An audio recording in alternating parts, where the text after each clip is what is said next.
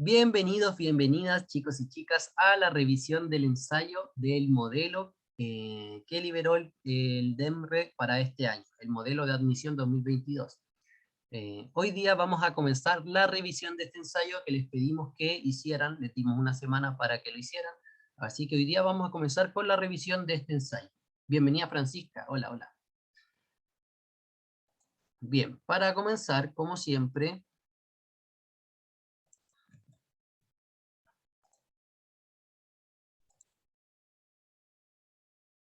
les preguntamos cómo se encuentran al inicio de esta clase en la escala de los perritos.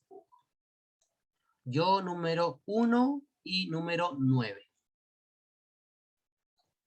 9, fabulosa, excelente Sugei. Sofi el 4, bien Sofi. Luis el 8, ánimo Luis, ánimo. Se puede, con energía, con ánimo. Y sobre todo yo creo que le va a ir súper bien, así que ahí va a levantar el ánimo. Ignacia también el 8, ánimo Ignacia. Está cansada, acaba de terminar el ensayo, dijo la Ignacia, así que me imagino que está un poco agotada. 4, Belén, Génesis 1 y 9, bien, me copió Génesis, excelente, muy buenas emociones. Antonia se anda muriendo, mucho ánimo Antonia, le mandamos mucho cariño, mucha fuerza. La Fer, ¿cómo se siente la Fer al inicio de la clase del día de hoy? Yo creo que como el 5 me enfermé y he estado como muy cansada. Oh, pucha, ánimo Fer, cariños. Johnny dice soy un 3, como con cara tierna, no sé. Bueno, lo importante es que les mandamos a todos y a todas, a la Fer también, un gran abrazo, mucho cariño, mucha energía y mucho ánimo. Comencemos de inmediato con la revisión, que se hace corta las revisiones. Fabián dice el número 9, ¿sí o no? El número 9. Yo estoy contento porque hubo cambio de horario en mi colegio y mañana, mi pasado, tengo clases. Así que hoy día comienza el fin de semana. Bueno, mañana tengo clases con ustedes, pero más tranquilo. Bien, vamos con la revisión del ensayo.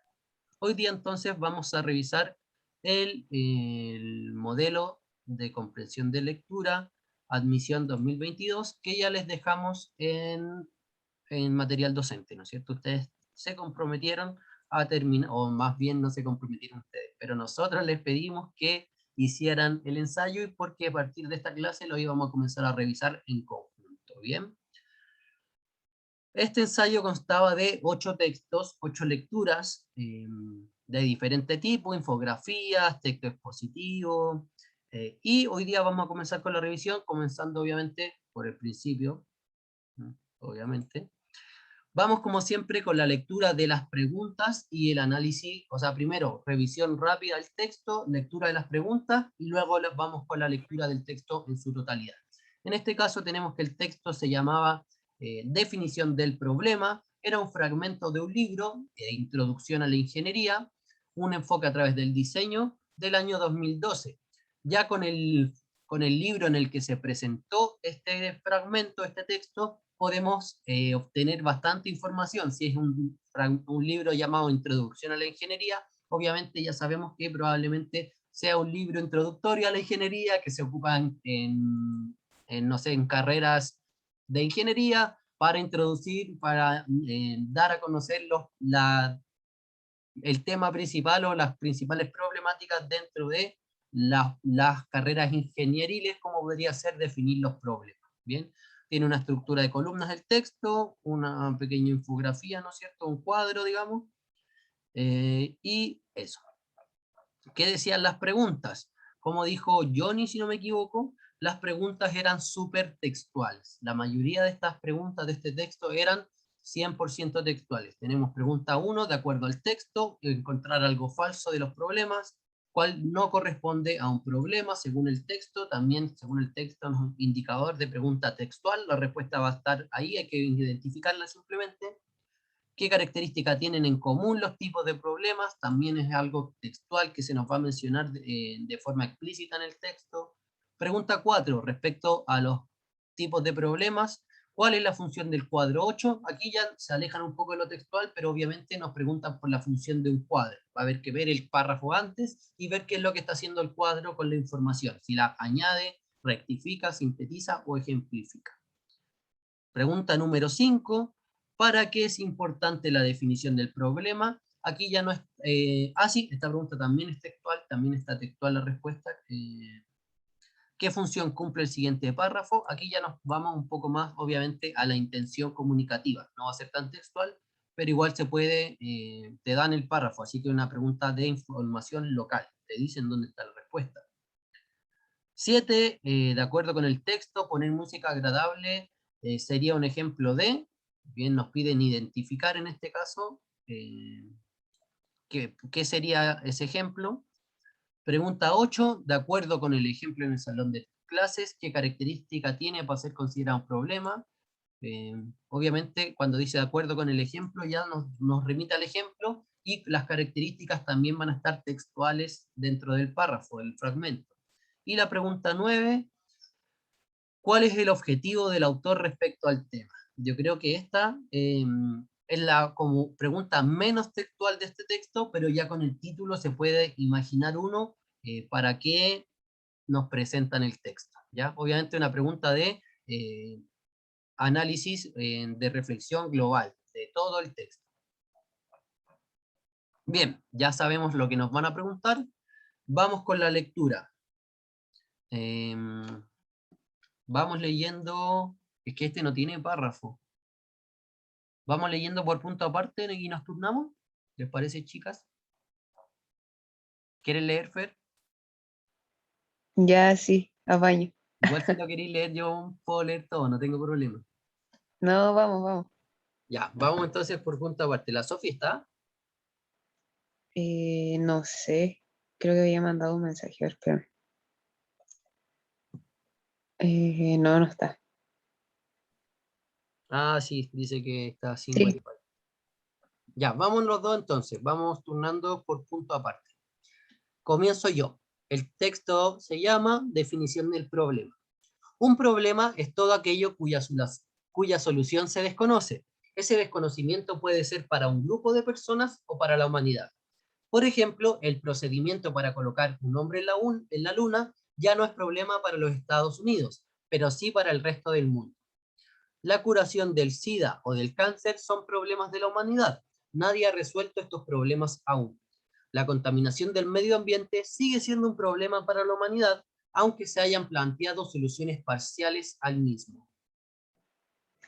hay problemas de diversa índole, matemáticos, físicos, sociales, abiertos, cerrados, imposibles de resolver, con soluciones variadas, entre otros.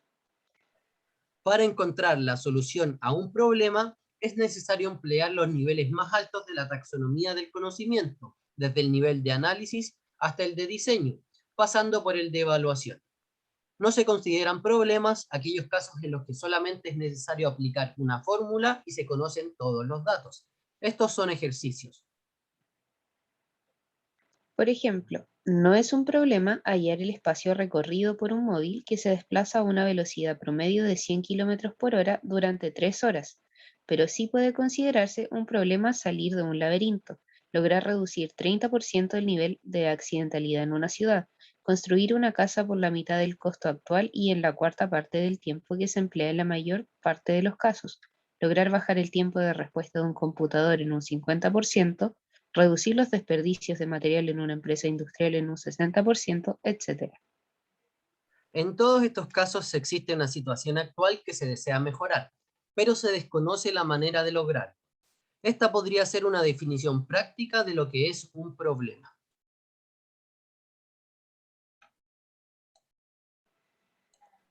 También se habla de situaciones problemáticas, aquellas que encierran un problema, que se quemen, sí, continuamente los fusibles de un equipo de computación o que 2 veces al día, por lo menos, se caiga su sistema operativo, o que nunca contesten el teléfono en la recepción de una oficina, etc. Reflejan situaciones problemáticas. La diferencia con el problema es que en esta todavía no se conoce cuál es el problema que la origina. Solamente se perciben indicios o síntomas de que existe un problema. Hay que encontrarlo, pues si no se puede identificar, no se podrá resolver. Adicionalmente, en ingeniería y en otras áreas del quehacer humano, se presentan situaciones u oportunidades que guardan alguna relación con los problemas. La globalización de la economía ha cambiado muchas reglas del juego en el comercio mundial, en la ingeniería de proyectos, etc. Y hay situaciones nuevas que pueden conducir a resultados inesperados. Es necesario plantear los posibles escenarios, analizarlos y desarrollar las soluciones a los problemas que puedan detectarse. Con base en lo anterior, podrían establecerse las clasificaciones que muestra el cuadro 8.1. Cuadro 8.1, diferentes tipos de problemas. Situación problemática, hay que definir el problema subyacente. Oportunidad o nueva situación, hay que definir los problemas que se plantean. Problema, hay que hallar la solución. Según se ve en el cuadro 8.1, todas las situaciones planteadas conducen a la solución de un problema. En las dos primeras entradas del cuadro es necesario, inicialmente, reducir cada caso al nivel de problema para después resolverlo. En la última entrada ya está planteado el problema, cuya solución hay que encontrar. Para resolver un problema es primordial definirlo previamente con el objeto de que la solución corresponda exactamente al que se planteó y no a uno diferente. Aunque esto puede sonar algo peregrino, no hay que perder de vista que a veces las circunstancias que rodean una situación problemática pueden conducir al planteamiento de un problema que no corresponde al verdadero. Tomemos el caso de un automóvil que pierde potencia. El problema puede radicar en múltiples partes del mismo: inyectores obstruidos, bujías en mal estado, chispa adelantada, correa de distribución gastada, entre otras. Se pueden cambiar las bujías y lograr una mejora instantánea, pero al cabo de unos días la situación empeora. En muchas situaciones hay notables diferencias entre el problema percibido y el real. De lo anterior, se deduce la importancia que tiene la definición correcta del problema que debe resolverse. Definir implica determinar claramente los límites de la solución, indicar precisamente lo que se espera de la solución, las limitaciones que se impondrán y los indicadores visibles que darán fe que ésta se ha logrado. Si los estudiantes se quejan de que deben esperar mucho tiempo para sacar una fotocopia, ¿qué haría usted? ¿Aumentar el número de fotocopiadoras? ¿Ampliar los horarios de atención? ¿Poner una línea rápida de atención? ¿Poner música de la buena para que se entretengan mientras esperan?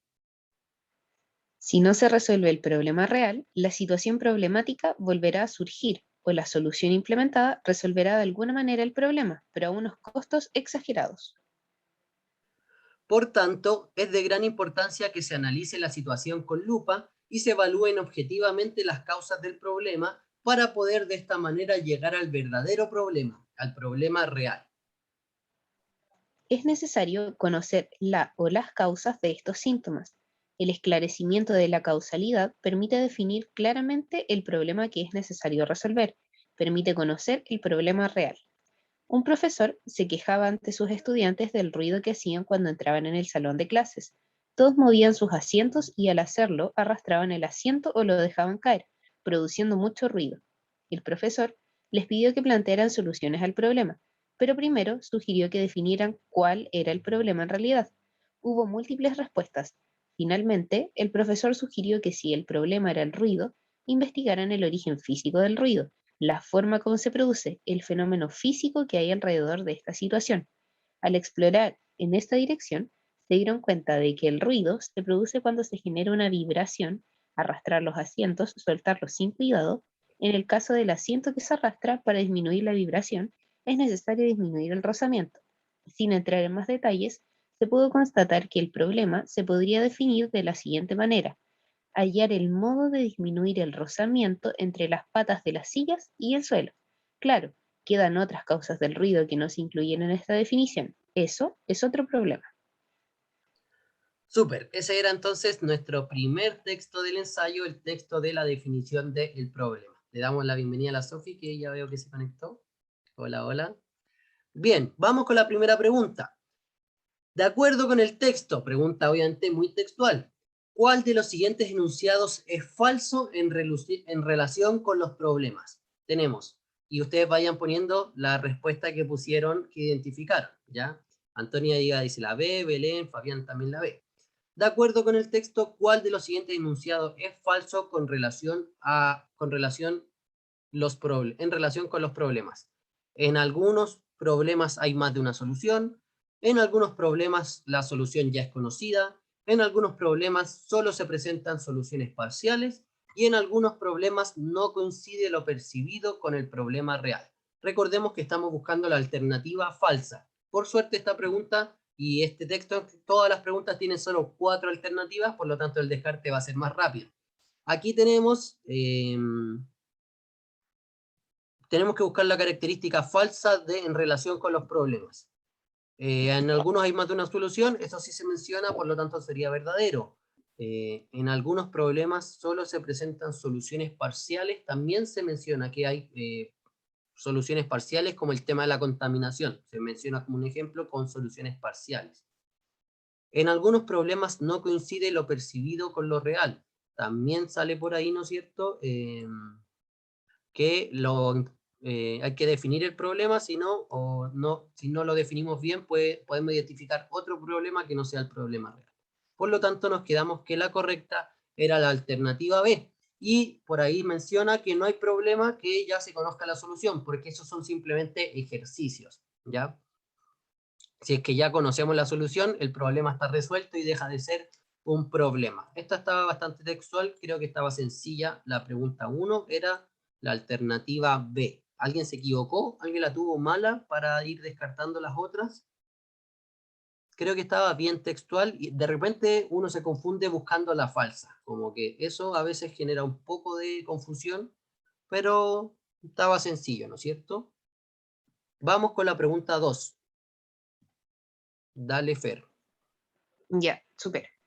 En la 2 nos preguntan cuál de los siguientes casos no corresponde a un problema según el texto. Nos dan calcular la distancia recorrida por un automóvil, reducir la cantidad de accidentes, disminuir los desperdicios productivos, encontrar la cura para enfermedades como el SIDA o el cáncer.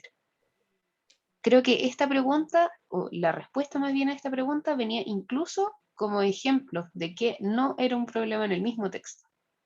Sí. En el chat, creo que, claro, el consenso dicen que es efectivamente, calcular la distancia recorrida por un automóvil no sería un problema, sino un ejercicio, porque Sí. tenemos la fórmula y solo tenemos que introducir los datos que nos están dando para saber cuál sería la respuesta a esto.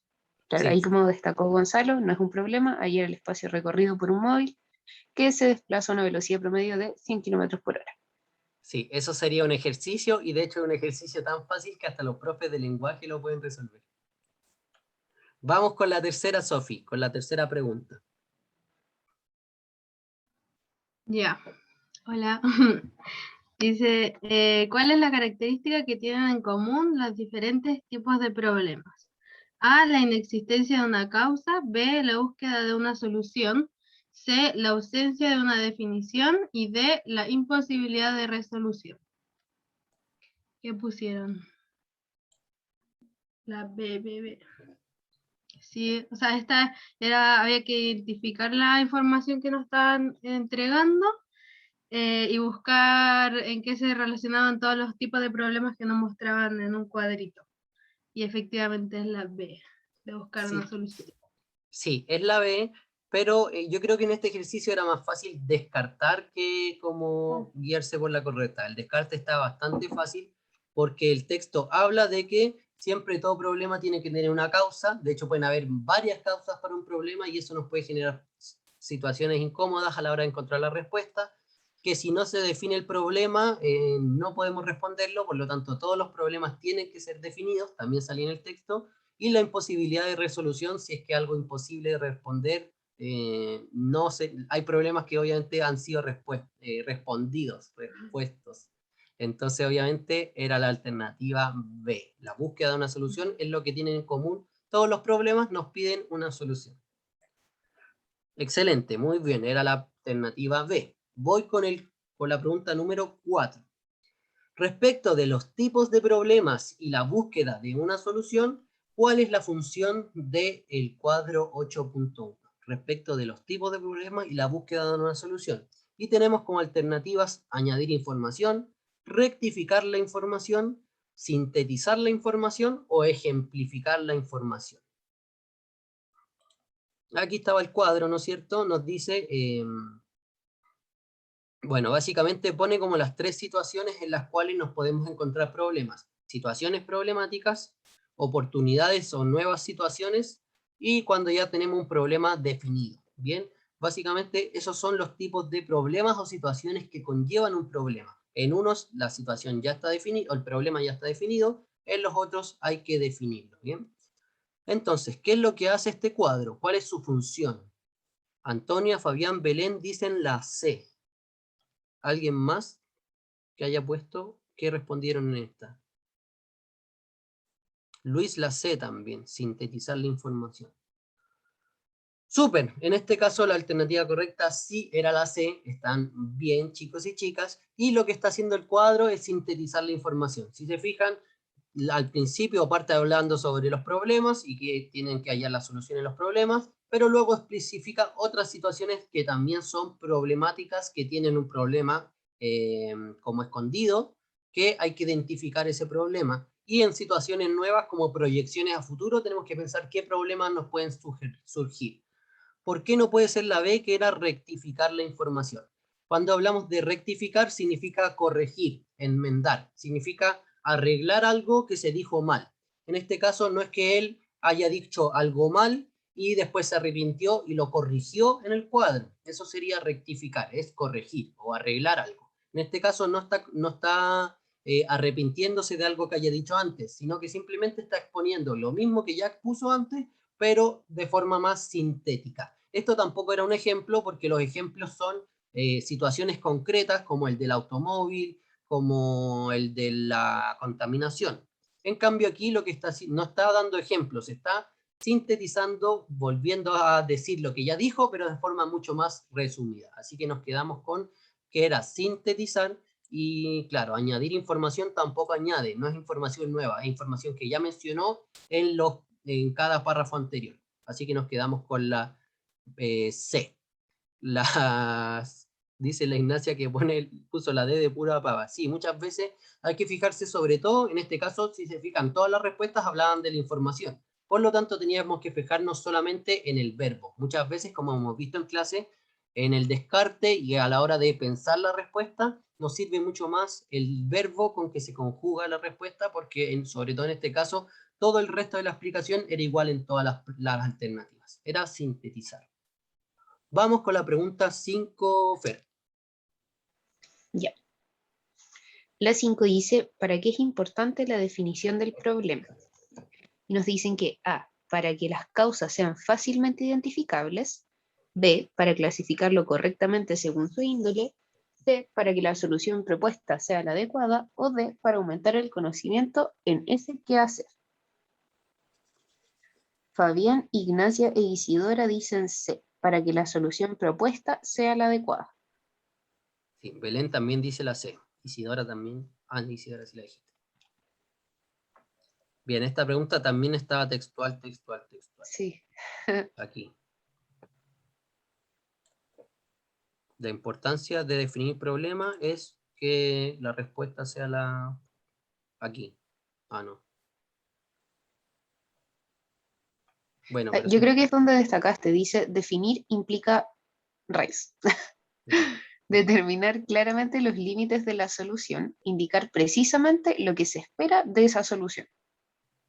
Sí. Sería como la clave para la pregunta 5, que claro es la C. Sí, es que había otra frase en que decía como que respondamos al problema real y que la respuesta sea la adecuada y que no sea como la respuesta a otro problema. Estaba buscando como esa frase, Ah, sí, que pero hablaba del no. problema real y percibido, ¿no? Sí, entonces como que Sí. hay que definir bien el problema para no estar respondiendo otro problema nada que ver y que respondamos el problema que queremos responder. Pero sí, la respuesta correcta era la C. ¿Alguien puso otra? ¿Quieren descartar otra? No, creo que esta estaba bastante textual, como que era difícil perderse. No eran tan buenos los distractores tampoco. Así. Vamos con la 6, Sofi. Ya, dice, ¿qué función cumple el siguiente párrafo en el texto? Si los estudiantes se quejan de que deben esperar mucho tiempo para sacar una fotocopia, ¿qué haría usted? ¿Aumentar el número número de fotocopiadoras, ampliar los horarios de atención, poner una línea rápida de atención, poner música de la buena para que se entretengan mientras esperan. Entonces las alternativas son A, mencionar los distintos elementos que componen un problema, B, dar un ejemplo de un caso en que aún no se ha definido el problema, C, informar acerca de las preguntas correctas para resolver un problema, y D, presentar posibles definiciones correctas e incorrectas de un problema. Entonces ya pusieron Fabián, creo, e Isidora B. Y bueno, aquí teníamos que interpretar más o menos por qué nos sirve ese párrafo, como para qué lo pusieron. Christopher también la ve. Ujú. Súper. Ya, Estaban en lo correcto, y sí, era la B. Y incluso si veíamos dónde estaba inserto este párrafo, estaba inserto justo cuando empiezan a hablar de el problema de no definir el problema. O sea, la situación en cuando no definimos el problema, qué consecuencias nos trae. Y justo después de decir eso, empezaba este párrafo que era precisamente dar un ejemplo de un caso donde todavía no se sabe bien por qué es el problema, si las fotocopias son muy antiguas, si es que falta personal, si es que no se sabe cuál es el problema. La gente está enojada nomás, pero no sabemos muy bien por qué, como que están esperando mucho, pero no sabemos de quién es la culpa. Entonces era un ejemplo de por qué no se ha definido el problema. Muy bien. Voy yo con la 7. De acuerdo con el texto, poner música agradable mientras se espera para sacar fotocopias es un ejemplo de un ejercicio, una oportunidad, un problema o una solución. Para esta misma, ¿no es cierto?, frase que tenemos aquí. Veo que Antonia, Fabián, Isidora, Belén y Fernanda pusieron la alternativa de una solución. Súper, muy bien. La verdad aquí tampoco había mucho que perderse. Obviamente está dando distintos ejemplos de soluciones para un problema que todavía no se identifica. Entonces, como está un poco apuntando a ese tema, como que podemos tirar miles de soluciones, pero si no definimos el problema, las soluciones pueden servir o no servir, o servir de una parte y no completar la respuesta al problema. Así que en este caso son ejemplos de soluciones. Excelente, muy buena, muy bien todos y todas. Vamos con la 8, Fer. Ya. La 8 dice, de acuerdo con el ejemplo del salón de clases, ¿con qué característica cumple para ser considerado un problema? A, el problema del ruido se ha identificado como un síntoma. Este problema carece de solución conocida, puede resolverse con una fórmula o puede llevar a resultados imprevistos, que hace que el ejemplo del ruido en la sala de clases sea un problema.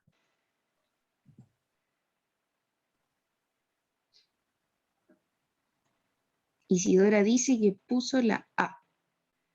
Ignacia dice que la B. Hay más discrepancia. A, B, A, B. Sí. Lo leí en el texto. Entonces estaríamos claros que no es ni C ni D. Sí. Según lo que dicen los chicos, ¿cierto? Sí. Tendríamos que ver entre la A, el problema del ruido se ha identificado como un síntoma, o que carece de solución conocida. Yo creo que esta pregunta, además de leer lo que nos decían acerca de esta situación específica del ruido en la sala de clases, teníamos que hacer con la conexión con lo que el autor nos decía antes de que hacía que algo fuese un problema. A ver, voy al texto.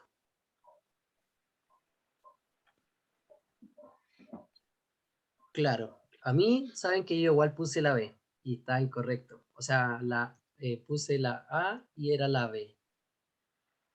En este caso, yo me equivoqué. Y claro, yo leí, no, hay que saber los síntomas. Como que por esto leí síntomas y dije, debe ser eso. Ya como que me pasó lo mismo, que lo leí en el texto como pone Luis, y yo pensé que era la A. Y en verdad era la B. Y claro, es que por ahí uno lee síntomas y dice, debe ser esa. Pero, ¿qué ocurre aquí? Que obviamente no hay una solución para el ruido. El ruido es un fenómeno físico que no tiene solución, o sea, siempre va a haber ruido. Entonces, la verdad, claro, entre la A y la B estaba la correcta. Pero el problema del ruido carece de solución conocida. Y eso lo convierte en un problema como sin solución hasta ahora por la humanidad. ¿Ya? El problema del ruido se ha identificado como un síntoma. Claro, en este caso, el síntoma no es el ruido. O sea, el problema es el ruido. No es que el ruido sea un síntoma de otro problema. Eso sería, por ejemplo, que claro, como que el ruido sea un síntoma no puede ser. Para el profe el problema era el ruido y el síntoma no puede ser un problema. Hablamos de síntoma cuando todavía no identificamos el problema y el ruido sería como un indicio de que hay un problema que podemos resolver. En este caso, el problema del ruido no tiene respuesta.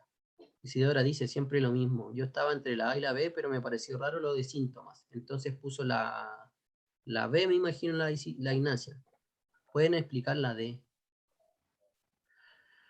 Sí, el problema del ruido puede llevar a resultados imprevistos. Ya, pues en alguna parte del texto también se menciona lo de resultados imprevistos, pero en este ejemplo del ruido en particular, no llevó a resultados imprevistos el problema, ya como que resultados imprevistos lo menciona en otro ejemplo,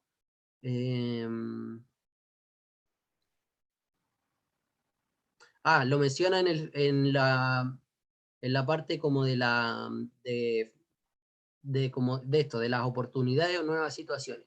Ahí señala de que podemos encontrarnos con situaciones imprevistas. Entonces, el tema de los resultados imprevistos lo menciona cuando proyectamos a futuro una situación y pensamos los problemas que nos pueden ocurrir. Esas son como las nuevas situaciones o oportunidades donde vamos a tener resultados imprevistos, ¿ya? Por lo tanto, ese resultado imprevisto iba con otra idea asociado a otra idea que se mencionó antes. En este caso, había que identificar eso, de que el ruido no es un síntoma, el ruido era el problema. Por lo tanto, a pesar de que, claro, en el párrafo mencionaba el tema de los síntomas, el ruido no era el síntoma, era el problema final. Y no tenía respuesta, porque es un fenómeno físico que ocurre siempre. Así que no hay respuesta para el ruido. O el profe se acostumbra o hacemos la clase parados, porque no hay solución para el ruido de la silla. Entonces, en ese caso, esa era la respuesta. Estaba difícil esta pregunta, sí, hasta yo igual me equivoqué, por lo menos. No sé si quedamos claros. Vamos con la 9. Estaba complicada esa, sí. Vamos con la 9. Ya. Dice, ¿cuál es el objetivo del autor respecto del tema? A, contrastar los diversos tipos de problemas. B, informar acerca de cómo solucionar los problemas. C, señalar situaciones cotidianas que encierran problemas. Y D, dar cuenta de la importancia de la definición del problema. Entonces, ¿qué nos quería comunicar el autor con este texto? Ya, la D, ya veo un consenso. Así que sí, era la D, nos trata de dar como por qué es importante definir un problema y las consecuencias más o menos. Sí, porque la A no nos contrasta, o sea, los tipos de problemas nos los explica superficialmente y no los compara entre sí. La B no nos entrega como estrategias o metodologías para poder solucionarlas. Y la C, o sea, nos señala como situaciones cotidianas, pero como ejemplos, no es como lo principal del texto. Así que nos quedamos con la D. Sí, nos quedamos con la B e incluso por el título del texto, definición del problema, ya como que era muy orientador respecto del objetivo del autor. Sí. Obviamente habla de la importancia de definir el problema, en su texto definir el problema. Así que sí, era la alternativa D, y buen descarte, Sofi, ¿verdad? También las alternativas de la A a la C estaban súper descartables. Eran ejemplos, no contrastaba los problemas, los explicaba, pero no los contrastaba, así que excelente. Era la alternativa D. Vamos con la siguiente, el siguiente texto, la lectura 2. La lectura 2 nos hablaba de un animal extinto. Veamos esa al final. ¿Quiere ver la lectura 2 al final? creo que es mejor hacerlo por orden. Más que nada, bueno, porque ya yo lo hice así y porque, no sé, ¿Isidora hizo este texto o no? Este texto es corto y donde son imágenes, como que las preguntas son bastante rápidas. Creo que este texto está bueno para... Sí, este texto es más dinámico. Ya, hagámoslo después, vamos al texto 3 y terminamos con este texto 2 que es más rápido. Sí, me parece. Sí, no hay problema. Entonces nos saltamos el 2 por ahora y vamos al texto 3. La lectura 3 era un fragmento del libro La ciencia, su método y su filosofía, de Mario Bunge y publicado en el 59. Con eso ya podemos saber de que no es un texto tan contemporáneo, no es tan actual, un texto un poco más antiguo. Bien. Vamos a ver las preguntas del texto. Sí.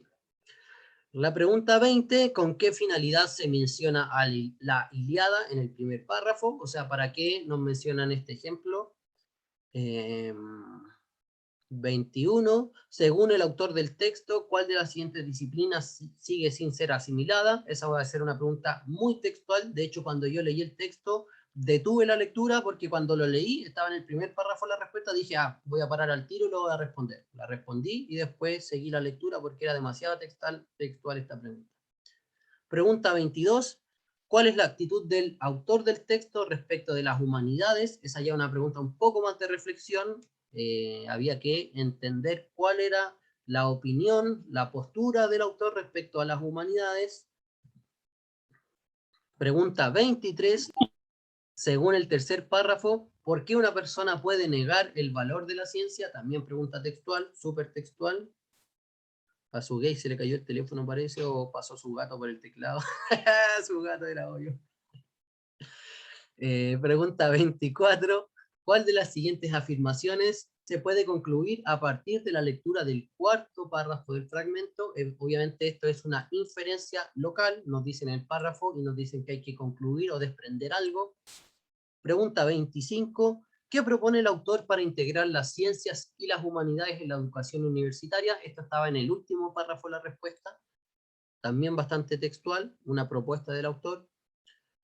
26. ¿Qué afirma el autor sobre la ciencia en el texto? Obviamente estas preguntas también van a ser textuales, vamos a tener que hacer los tickets de ir corroborando las afirmaciones. Y esas preguntas eran, no eran tantas preguntas, ¿cuántas? 6 preguntas, o 7 creo. Bien, vamos a la lectura del texto, entonces, chicos y chicas. Este texto tiene 4 párrafos. Comienzo. Entonces, fragmento del libro La ciencia, su método y su filosofía. Apenas se discute ya que la ciencia es lo que distingue la cultura contemporánea de las anteriores. No solo es el fundamento de la tecnología que está dando una fisonomía inconfundible a nuestra cultura material, sino que de continuo absorbe disciplinas que otrora fueron artísticas y filosóficas. Ayer la antropología, la psicología y la economía. Hoy la sociología y la historia.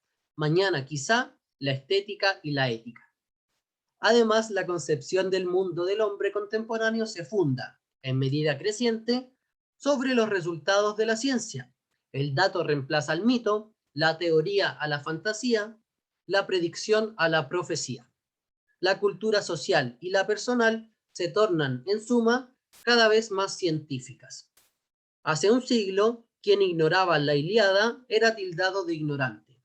Hoy lo es, con igual justicia, quien ignora los rudimentos de la física, de la biología, de la economía y de las ciencias formales. Con razón, porque estas disciplinas nos ayudan mejor que Homero a desenvolvernos en la vida moderna. Y no solo son más útiles, sino que también son intelectualmente más ricas. Semejante actitud no implica desdén para con las artes y las llamadas humanidades. No significa que sea digno de admiración el especialista que permanece insensible a la belleza o que menosprecia la investigación filológica. Lo criticable es que, en el siglo de los mayores avances sociales y de la energía nuclear, se siga sosteniendo que la literatura y la crítica literaria deben seguir siendo el eje de la cultura, o por lo menos la base de la formación cultural. Modernicemos el concepto de humanidades y equilibremos los diversos ingredientes de la educación, ofreciendo las posibilidades de una educación integral y actual. Si la vida no es ni debe ser puro goce, y si la cultura no es ni debe limitarse a ser comentario de textos, entonces es preciso que renovemos las ideas acerca del lugar que deben desempeñar las artes y las humanidades en la educación moderna. Sostener que el goce estético y la educación para refinarlo deben ocupar un lugar más importante que la búsqueda de la verdad, de la utilidad y del bien social, no es hoy signo de cultura refinada, sino de incultura, de egoísmo, de frivolidad propia de salones victorianos. ¿Cómo es posible seguir sosteniendo que la ciencia y la filosofía de la ciencia son áridas, inhumanas o deshumanizadas, siendo por ello preciso dulcificarlas o dignificarlas mediante una dosis de las llamadas humanidades? ¿Acaso las teorías científicas y metacientíficas se encuentran en la naturaleza para que pueda tildarse de inhumanas? ¿No son acaso creaciones humanas que suelen costar un esfuerzo de imaginación y de concepción mayor que la mayoría de las obras literarias y de crítica literaria? ¿Acaso las obras científicas y metacientíficas no emplean, además de elementos sensibles y del lenguaje diario, almacenes de experiencias instrumentales conceptuales y lenguajes enormemente más ricos que los que usa el escritor? Consúltese cualquier revista científica y se advertirá cuán ardorosa, aunque controlada, es la imaginación requerida para inventar una teoría, o para hacer un cálculo aproximado, o para diseñar un instrumento. Solo cree que la ciencia es pobre en concepto y en imágenes, y que la investigación científica carece de poesía, quien tiene pobres informaciones acerca de la vida de la ciencia. Junto con la filosofía, ella constituye la más rica creación del espíritu. ¿Por qué entonces oponer las humanidades a las ciencias como si éstas fuesen menos humanas que aquellas, y como si no fuesen precisamente las ciencias las que alcanzan el conocimiento más profundo y adecuado del hombre? Dígase más bien que la ciencia y las llamadas humanidades no son antagónicas, sino complementarias, aún reconociendo que en la época contemporánea el centro de la cultura se desplaza de las humanidades a las ciencias. ¿Cómo lograr eficazmente la integración de la ciencia y de las humanidades en la enseñanza universitaria? La solución que suele ofrecerse en algunos países consiste en agregar trabajos de laboratorio al plan de estudios de las humanidades y literatura al plan de estudios de ciencia. No debe asombrar que esta solución sumista fracase. Lo que se agrega se considera materia blanda, que se tolera y se estudia a desgano, sin que deje rastros. No se logra una reorientación de los estudios universitarios y de la mentalidad de los estudiantes con el mero agregado de cursos. Si lo que se busca es una síntesis, debe ensayarse una solución integradora y no aditiva. ¿Por qué no ensayar el cultivo de una actitud filosófica en las ciencias naturales y sociales y de una actitud científica en la filosofía y en las llamadas humanidades? No hay por qué buscar la ciencia fuera de las humanidades, cuando lo que se requiere es encararlas en forma científica. Ni hay por qué buscar la filosofía fuera de la ciencia, cuando se sabe que ésta posee sustancia filosófica. Súper, ese era el texto de la ciencia. Vamos con las preguntas. Pregunta 20. ¿Con qué finalidad se menciona la Ilíada en el primer párrafo del fragmento leído? Esta pregunta estaba súper textual, no era textual porque es de finalidad, de propósito, pero estaba en el primer párrafo y era súper fácil leer la ola de la Ilíada y identificar la alternativa correcta. Sugate dice que ya había leído este texto en alguna parte, que bueno, así es más fácil igual conocerlo, ¿no es cierto? En este caso, la alternativa correcta era la alternativa C, como bien me escriben en el chat. ¿Para qué se menciona la Ilíada? Se menciona como un ejemplo de lo que era ignorancia antes y lo que era ignorancia el día de hoy. Se menciona textual eso en el párrafo 1, ¿no es cierto? Para comparar la ignorancia, que significaba el desconocimiento de la Ilíada en el pasado, de esta obra en el pasado, y se compara con la ignorancia o la incultura, que significa hoy no conocer de las ciencias. Esa pregunta estaba bastante textual. La respuesta era muy ad hoc a donde salía lo de la Ilíada en el párrafo, así que estaba bastante fácil. Me imagino que casi todos y todas la tuvieron correcta. Vamos con la siguiente, Fer. Ya, la 21. Según el autor del texto, ¿cuál de las siguientes disciplinas sigue sin ser asimilada por la ciencia? Y nos dicen que puede ser la historia, ética, psicología, antropología o sociología. Belén, Isidora e Ignacia dicen que B, la ética. Sí. Esta también estaba súper textual, demasiado textual. Claro, dice que mañana quizás la ciencia absorba la estética y a la ética. Ya antes había nombrado algunas otras disciplinas que otrora fueron artísticas y filosóficas y que hoy son más bien una ciencia. Entonces nombra algunos ejemplos como la antropología, la psicología y la economía, y nos dice que quizá más adelante la estética y la ética también puedan ser consideradas dentro de la rama de la ciencia. Sí. Como les señalé antes, esta pregunta estaba tan textual que muchas veces pueden tomar la alternativa de completarla inmediato y parar su lectura. A mí me pasó que leí las preguntas primero, cuando iba leyendo, empecé a leer el texto y dije, aquí está la respuesta de esa pregunta. Paré, bajé, la respondí al tiro y después seguí leyendo. Porque es una respuesta tan textual, tan rápida, que puedes uno ir a responderla y seguir sin perder la atención, el hilo de la lectura del texto. Por lo menos para mí, a algunas personas les funciona, a otros no. Vamos, Sofi, con la 22. Ya, dice, ¿cuál es la actitud del autor del texto respecto de las humanidades? A, las critica porque son saberes menos relevantes que las ciencias. B, las respeta porque son un conocimiento propio de cultura tradicional. C, las acepta pero rechaza su formalidad y carencia de utilidad social.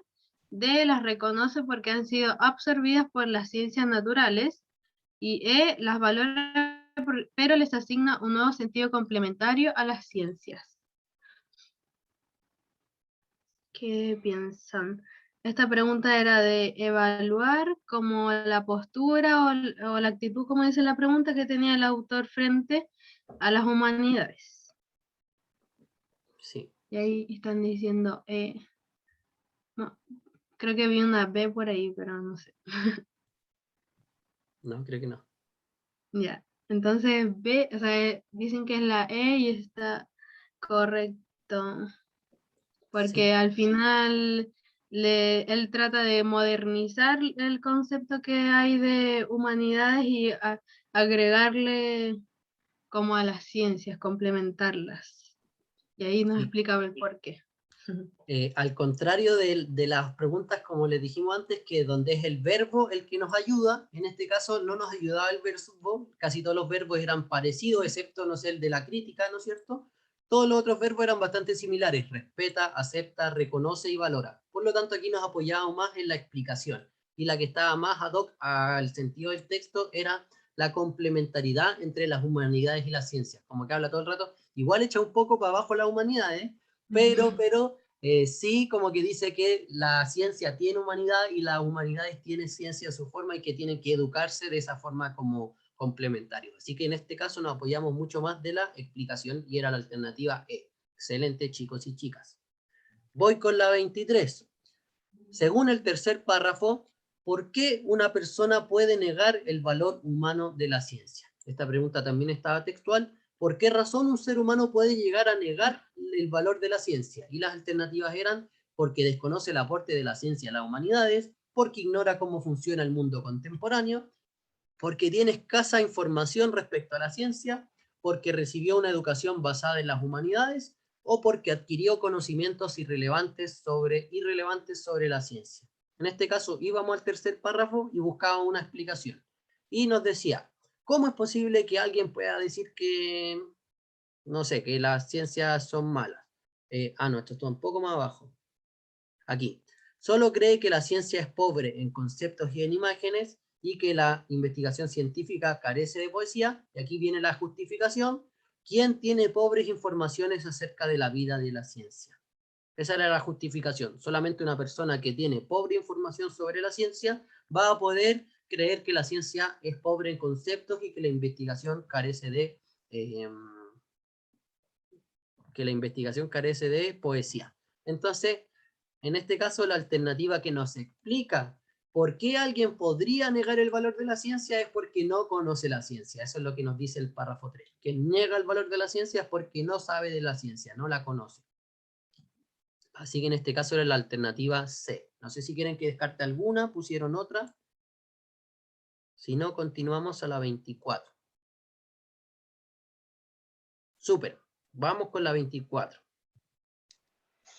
Ya, la 24 dice, ¿cuál de las siguientes afirmaciones se puede concluir a partir de la lectura del cuarto párrafo del fragmento leído? Fabiana e Ignacia dicen que B. La mejor educación universitaria debe integrar las ciencias y las humanidades.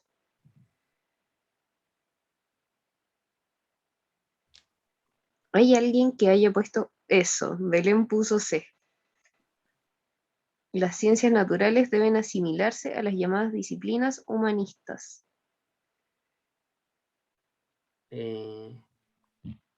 ¿Por qué descartaríamos la C? Porque en el fondo no, lo que dice es que las ciencias asimilaron muchas disciplinas humanistas. En el primer párrafo dice que muchas disciplinas humanistas fueron asimiladas por la ciencia.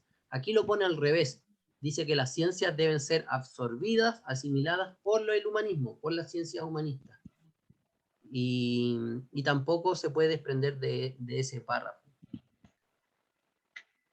Isidora dice que le confundía la alternativa E. Sí, yo puse la E, de hecho, me equivoqué. Las humanidades son una materia que está implícita dentro de la formación científica. Claro, el párrafo 4 finalizaba un poco diciendo eso, de que dentro de las ciencias hay filosofía y dentro de las filosofías hay ciencia. Entonces yo dije, puede ser eso. Pero claro, lo que apuntaba era a la educación y cómo mejorar la educación de estos saberes, de estas disciplinas tan supuestamente opuestas.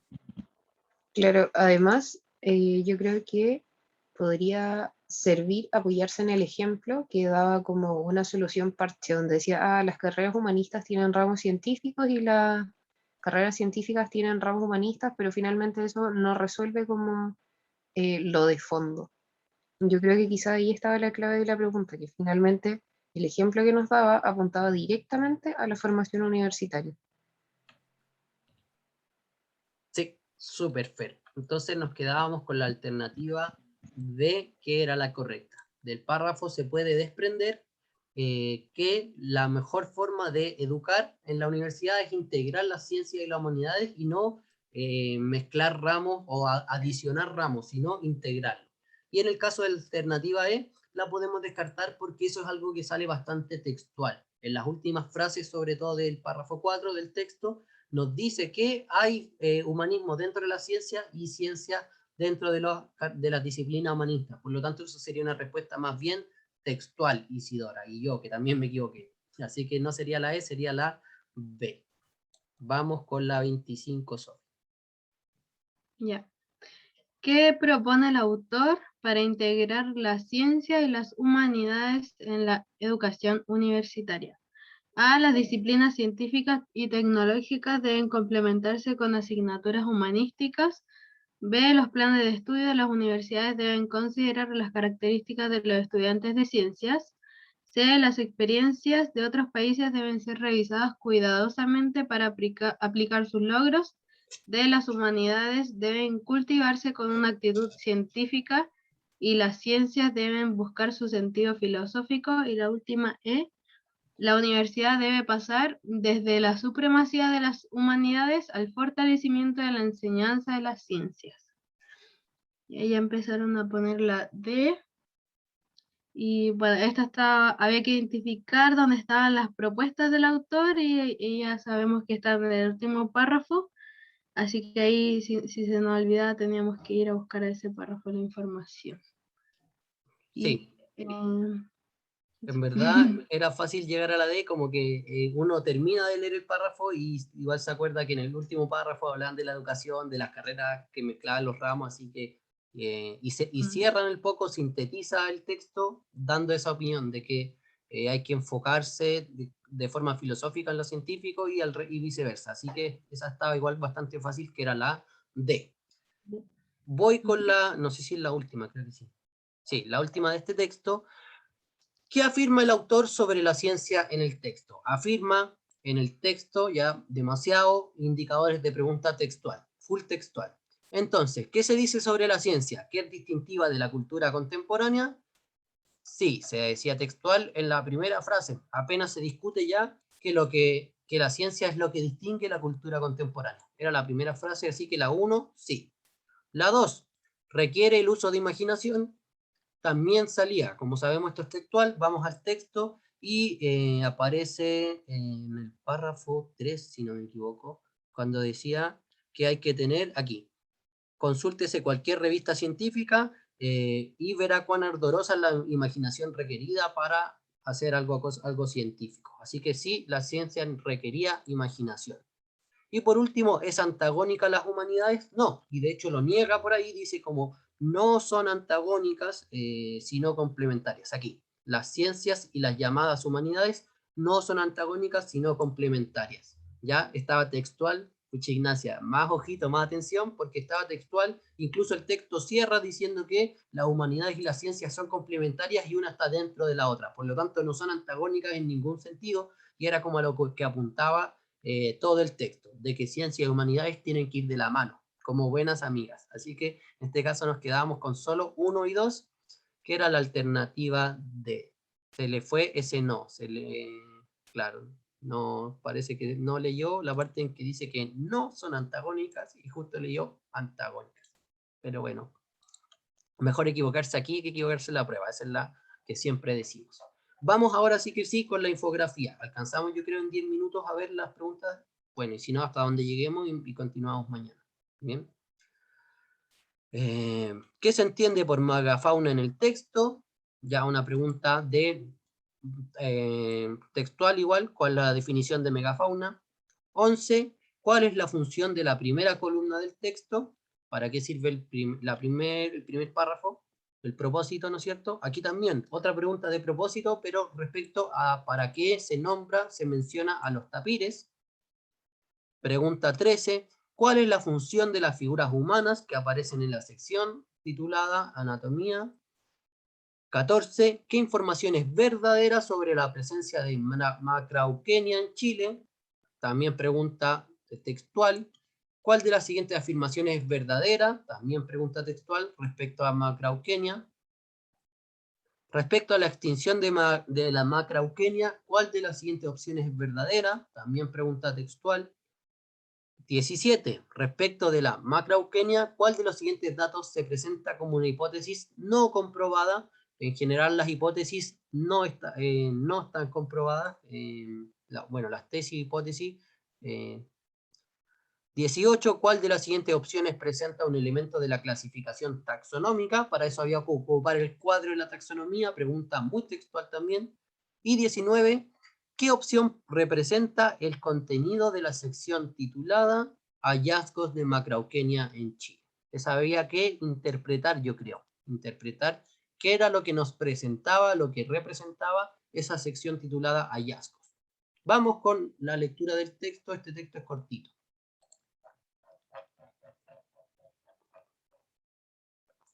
Bien. Comienzo entonces. Museo Nacional de Historia Natural de Chile, Guía Educativa La Macrauchenia. Hace 13.000 a 9.000 años se extinguieron todos los grandes mamíferos sudamericanos, animales de más de 1 tonelada de peso, y también la mayoría de los mamíferos de más de 44 kilogramos. Estos son conocidos colectivamente con el nombre de megafauna y se vieron especialmente afectados en el continente americano. No se tiene certeza del motivo de su extinción. Pudieron ser factores ambientales o bien el contagio de enfermedades. Algunas teorías apuntan directamente a la influencia de los humanos, mientras otras optan por señalar una sumatoria de todas las anteriores. La Macrauchenia en Chile. En Sudamérica habitó una especie de mamífero parecido a un gran camello, pero con extremidades terminadas en 3 dedos y sin joroba. Antes se relacionaba evolutivamente con los camélidos, emparentándola por lo tanto con las actuales llamas y vicuñas. Estudios posteriores la han clasificado en el orden Litopterna, Mamíferos ungulados hoy completamente extintos. Entre las características que distinguían a la macrauquenia, encontramos los orificios nasales ubicados en una posición posterior en el cráneo, lo que hace pensar que habría tenido una especie de trompa de manera similar a la encontrada en los tapires actuales. Esto le habría permitido a la macrauquenia ramonear en los árboles que componían su dieta. Si bien los hábitos de este animal son poco conocidos, se especula que se desplazaba en manadas compuestas de pocos individuos. En Chile se han encontrado sus restos que datan del Pilopleistoceno, era cenozoica, es decir, desde 2,5 millones a 10.000 años atrás. Bueno, ahí está la clasificación. No sé si es necesario leerla. Y después una foto de cómo era la macrauquenia, su anatomía. Cuánto medía, cuáles eran sus partes. Y luego nos encontramos con los hallazgos de macrauquenia en Chile. Se nos señalan puntos en el mapa, ¿no es cierto? Hallazgos de macrauquenia en Chile: Calama, Tongoy, Chacabuco, Lago General Carrera y Cueva del Milodón. Ese era el texto, la infografía sobre la macrauquenia. Entonces, vamos con la primera. Alcanzamos a ver unas cuantas. ¿Qué se entiende por megafauna en el texto? Grandes animales que en Sudamérica se extinguieron hace 9.000 años, mamíferos de gran tamaño que aún sobreviven en el continente americano, animales muy pesados que habitan el continente americano hace 9.000 años, o varias especies de animales extintos que pesaban más de 1 tonelada. ¿Con cuál se quedaron en esta, chicos y chicas? Ignacia, Fabián, Antonia se quedaron con la A. Grandes animales que en Sudamérica se extinguieron hace 9.000 años. Alguno puso otra, Belén puso la C. Animales muy pesados que habitan el continente americano hace 9.000 años. Eso nos habla de animales que siguen vivos y que están habitando todavía nuestro continente desde hace 9.000 años, pero que siguen vivos. Si hubiera dicho habitaban, yo me inclinaba con esa. Pero como dice habitan, lo relaciona al presente y son animales extintos. Así que descartamos la C por eso. Puse la D, dice la Isi. Varias especies de animales extintos que pesaban más de 1 tonelada. Esta la descartamos porque en el texto se menciona que la megafauna es colectivamente tanto los animales de más de 1 tonelada de peso, pero también los animales mamíferos que pesan más de 44 kilogramos. Por lo tanto, no toda la megafauna pesa más de 1 tonelada. También hay megafauna que pesa más de 44 kilogramos. Por lo tanto, por eso descartamos la alternativa de que eran animales que pesaban más de 1 tonelada. También habían algunas megafaunas que pesaban menos. Yo también me equivoqué en esta, en todo caso, por si acaso, igual andaba pajareando, no sé, y puse la D igual. Pero no todos los macrofaunas pesaban más de 1 tonelada. Era la alternativa A. Grandes animales, hubieran puesto mamíferos y ya me inclinaba sí o sí con esa, pero me engañaron con un descarte. Siempre ando pajareando. Bueno, eso es lo importante de ir practicando, hacer hartos ensayos. Me falta B2. Vamos con la 11, Fer. Ya.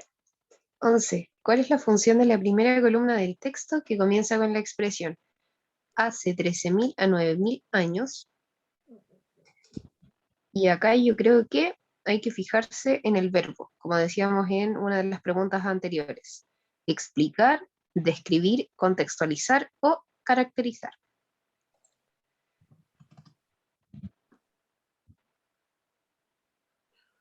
Sí, la verdad, con el puro verbo de las alternativas ya podíamos saber para qué, cuál era la función del párrafo.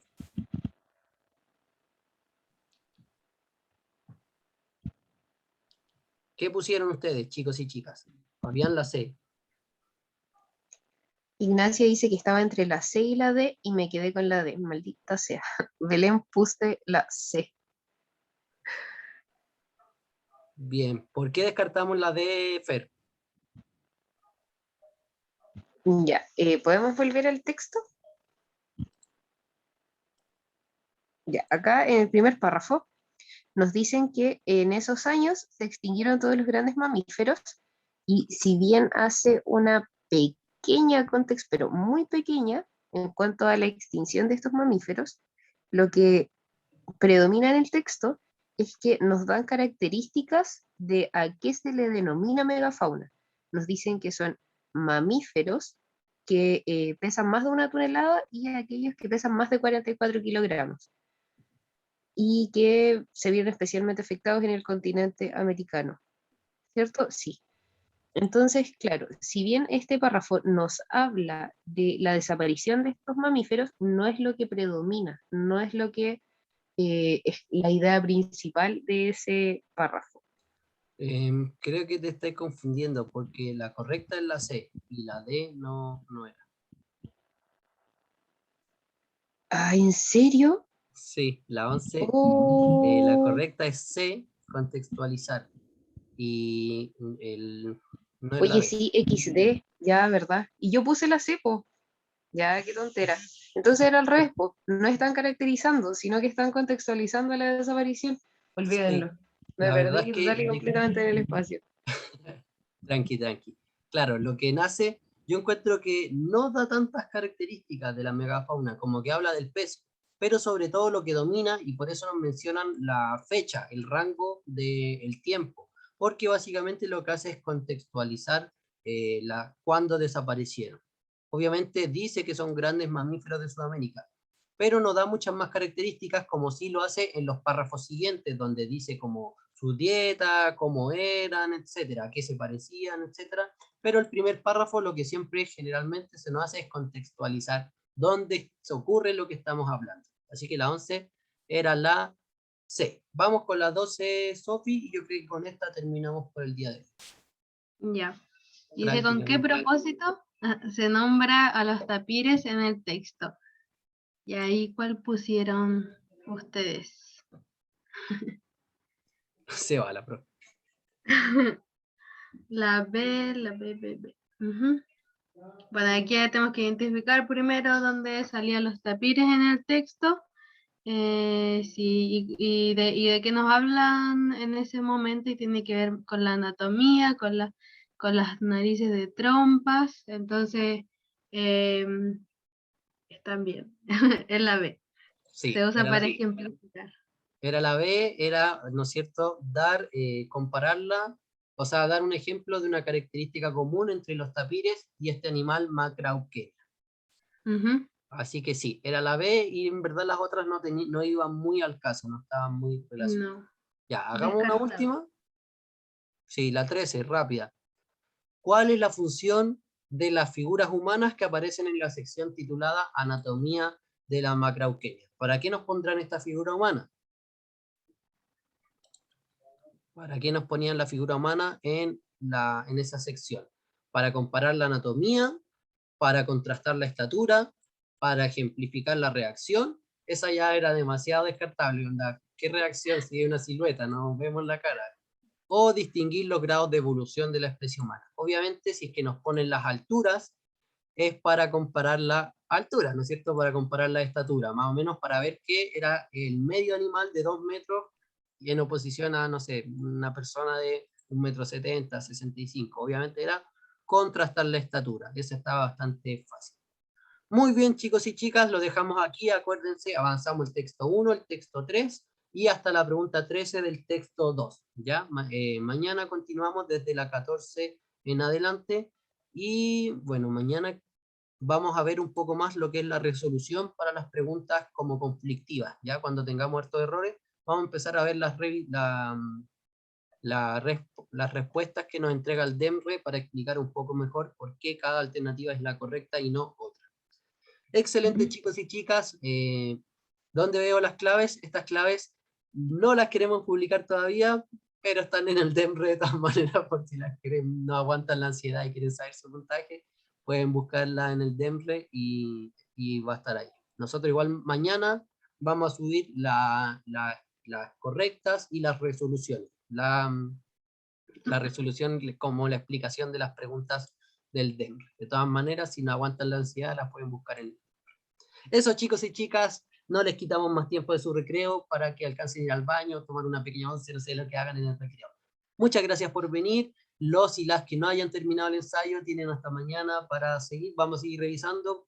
Probablemente veremos 3 textos más Así que traten de avanzar lo más posible y ojalá que les haya servido la revisión, sobre todo el tema de los errores. Traten de mandar harto, profe, puse la tal, me equivoqué, puse esta, para ir descartando. Sobre todo los errores nos ayudan mucho a reconocer en qué nos equivocamos y tratar de modificar para evitar que eso ocurra de nuevo.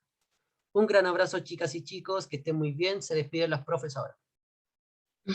Chao, que estén bien. Los que no han hecho el ensayo aprovechen. Y eso, abrazos virtuales.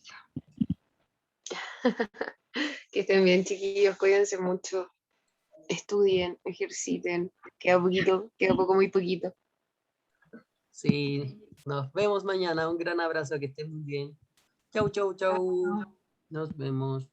Buenas tardes. Hasta mañana.